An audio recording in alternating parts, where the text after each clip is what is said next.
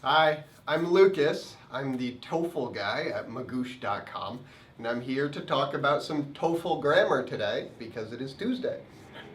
Okay, so today the grammar point I have is pretty advanced. It's about inversions. If you don't know what inversion means, that's okay. Just wait. I will explain in a minute. Now, TOEFL grammar has different parts because the TOEFL is both a test of speaking, which can be very informal, and that's okay, and writing, which can be quite formal. And it's both conversational listening and reading, and it's more academic, more formal reading and lectures. In this case, inversions are quite formal, so this is a more academic type of English, but they can happen in conversations too. First of all, what is an inversion?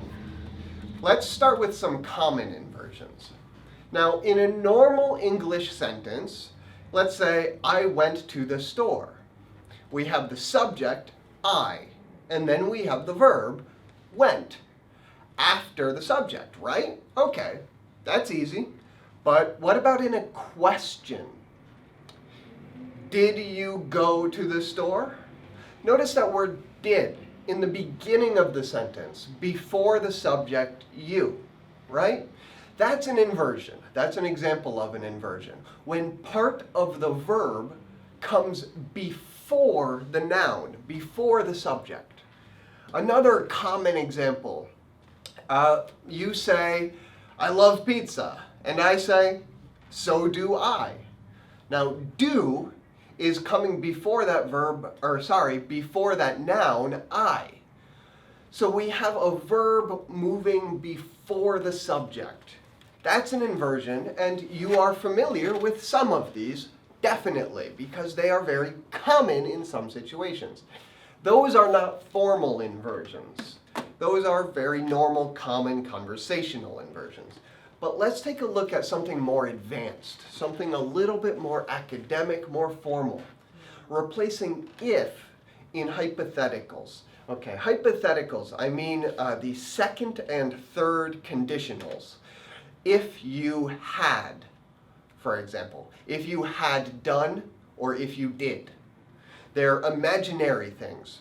They didn't happen, right? We're just imagining hypothetically, what if, maybe, right? So let's take an example here. Normally, you could say, if I had not gone to college, to imagine a past, right? I did go to college, but I want to imagine what would happen in that world if I hadn't gone. Now, we can take out the word if and move had before the subject. Had I not gone to college? It's the same meaning. It's exactly the same. So in these hypotheticals, you can replace if by taking the had and inverting it, putting it before the subject. Had I gone, had you gone, had he seen, had we been. Keep in mind it's the had that's moving. For most inversions, we're talking about these auxiliary verbs. Had, do, may, might, could. Those kinds of words are what move before the subject. Does that make sense? I hope this is making some sense.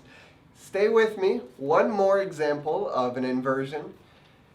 Some negative adverbials create inversions. Okay, what do I mean by negative adverbials? Only, often, this word, only, often appears in negative adverbials. One very clear example is not only. So you could say, it was not only raining, it was cold. So now we have not only, but we could put that at the beginning. And with that negative adverbial in the beginning, not only, we could say, not only was it raining. So now we have the verb moving to the beginning of the sentence. Here's another one. Only rarely do sharks prey on humans? And we have this auxiliary verb do moving to the beginning of the sentence. Now this happens when we have a negative adverbial with the word only. And pay attention here, what only is modifying? It is modifying the verb prey. It is an adverb. It changes how often they prey. That's different from only as an adjective.